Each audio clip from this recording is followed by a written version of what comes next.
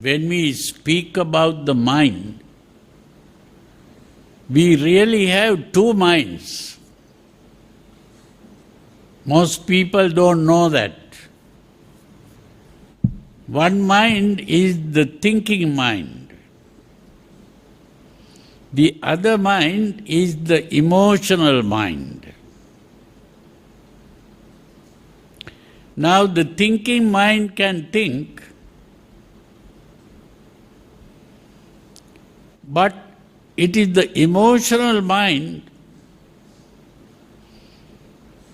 that wants things or hates things or fears things or worries about things. That is the emotional mind. Now when you come to the temple and say, take up the 5 precepts, it is the thinking mind that is doing that. But you go home and maybe you quarrel with your husband or wife or whoever, or maybe neighbors, or why is that? That is done by the emotional mind, not the thinking mind. And so, even if we understand, when you read the book, you understand everything, your understanding is done by the thinking mind. But you cannot live according to your understanding because the emotional mind goes in the opposite direction. Today, the thinking mind in the modern world is much more advanced than the primitive world.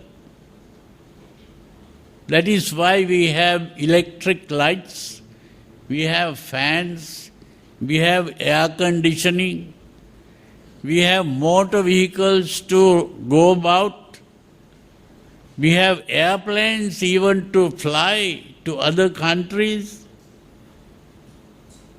Now people have even gone to the moon, and now they are trying to go even beyond the moon.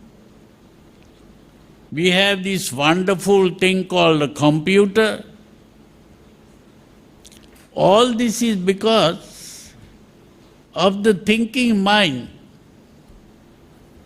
It is the thinking mind that has done all these things, wonderful things.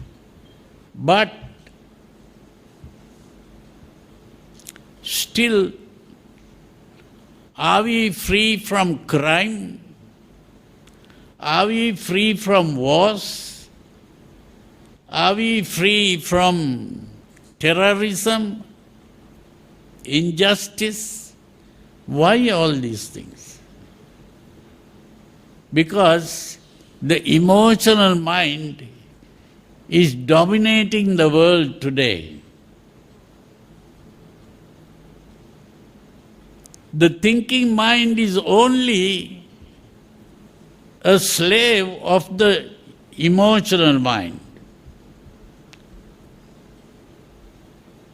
This is why the thinking mind has created the nuclear weapons that can even destroy the world. Because everything that the thinking mind has done is what the emotional mind wants. So this is why the Buddha pointed out that what we need is to start working according to the thinking mind and not the emotional mind. That the thinking mind should dominate the world, not the emotional mind. The emotional mind has to learn to control. The thinking mind has to learn to control the emotional mind. That is the important thing.